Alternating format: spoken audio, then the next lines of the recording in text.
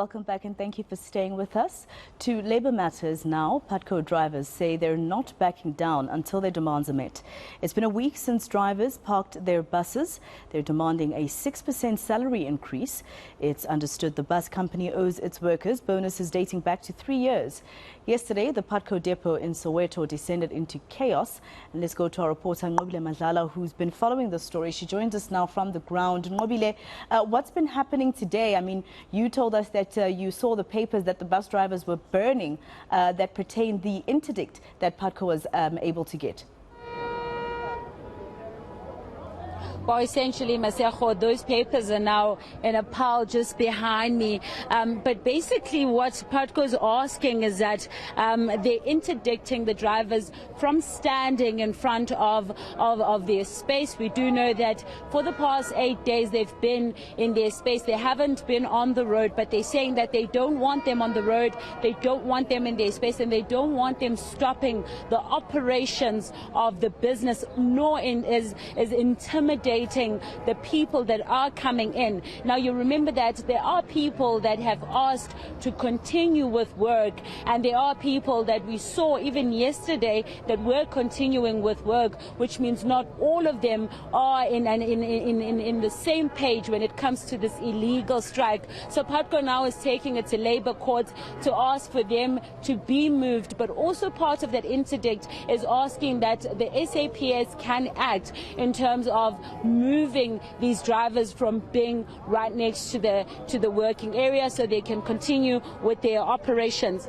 But what's interesting though, Masejo, is that the workers are saying that they haven't heard anything from Putco besides those papers, and so they're now also sending the people that will be representing them in court so that they can hear and understand what is the way forward. But they are saying that they will comply with whatever comes out of court, but they're still remaining on the same note, saying that even though they will comply, it doesn't mean that they will stop striking for that money that they're looking for.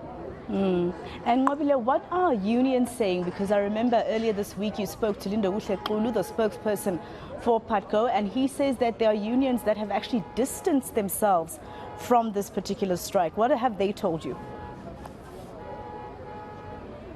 So an interesting turn there, Masejo, because as much as the unions had distanced themselves from the workers also didn't want the unions to represent them because they had lost faith in the unions. Earlier on, we spoke to a shop steward who's part of the NUMSA union, and he was saying that even yesterday, the unions also started the conversation with the employer, saying that the employer must listen to the people, but it seems that meeting broke down in about 10 minutes. But on my hand here, Masejo, I have a press release from NUMSA, and NUMSA is now calling on the Department of Transport to stop subsidizing Putco until it pays the increase of the workers. So they say that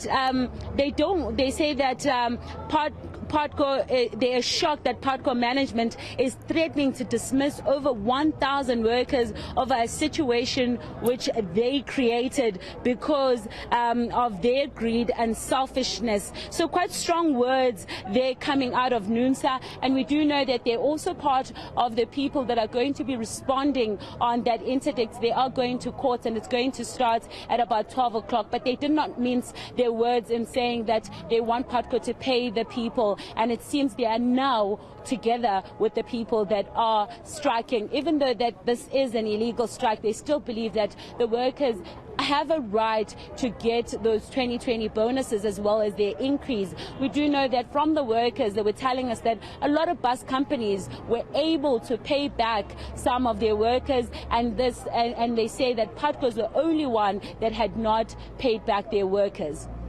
This looks like a labor law nightmare waiting to happen, especially because, Nqobile, if you could just explain to us, Nqobile saying some 1,000, I believe, bus drivers who participated in this strike will get dismissal letters. Have they already? Have they told you anything about those particular notices?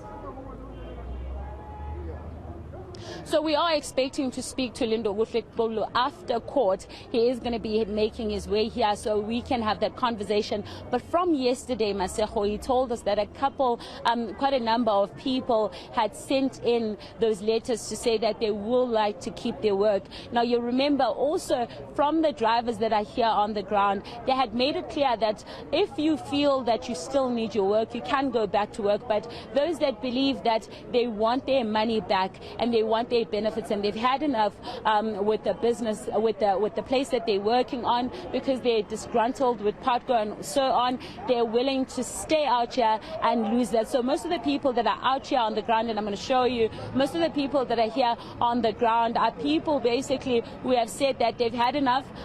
They're not going to be applying or sending any form of documentation to Putco to say that they want to keep their work. So they've had enough. They've decided that whatever movements that they are having on the ground, they're saying that everyone must benefit from it, but they are willing to lose their work on it. But we do know that they said, of course, it's 1,000 people that could potentially lose their job. Whether that number has decreased or increased, we will find out from Lindo when he comes back from court.